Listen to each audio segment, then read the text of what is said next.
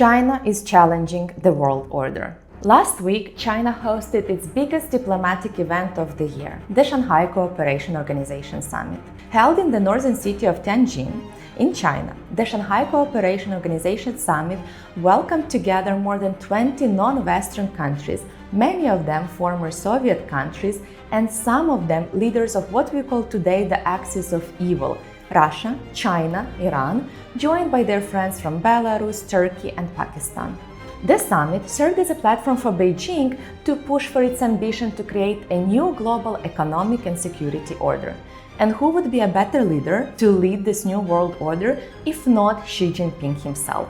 In his opening remarks, Xi Jinping pushed for the idea to step away from the Cold War era system, meaning the long-term tensions between the United States and China, and create a new multipolar world with multiple powers governing the world. Xi Jinping introduced a global governance initiative, a follow-up to his previous initiatives on security and development, again as an idea to reshape the world order now under the China rule.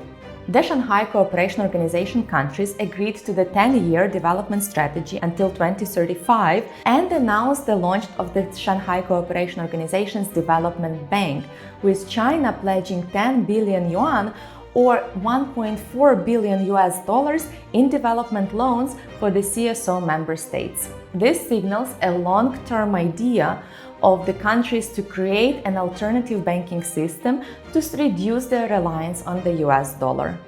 Xi Jinping is also questioning the universal human rights, trying to reshape the US-led United Nations, and is challenging NATO, which in his mind is a Western-led, rules-based system. Another notable observation from the summit is the commitment of the countries to strengthen their cooperation on AI, as they are emphasizing on the equal rights of all countries to develop AI technology and use it.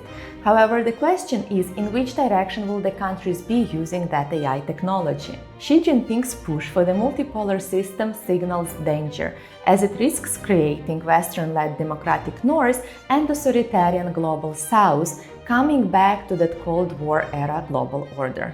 Another notable observation from the summit are the bilateral meetings. The summit was held just days after the United States slapped India with a 50% retaliatory tariff for continuing to buy the Russian oil, therefore pushing India to renew their bilateral ties with China. The meeting between Indian Prime Minister Narendra Modi and Chinese President Xi Jinping was the first meeting between India and China in 7 years following the 2020 border disputes in Himalaya. The two countries made a commitment to become partners and not enemies anymore. Another notable meeting was between Modi and Putin.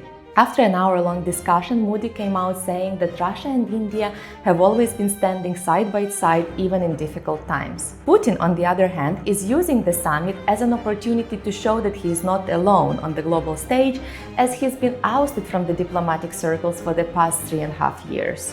Putin also needs to strengthen its strategic ties with Beijing, as he needs to ensure that China continues to supply the dual-good technology to Russia.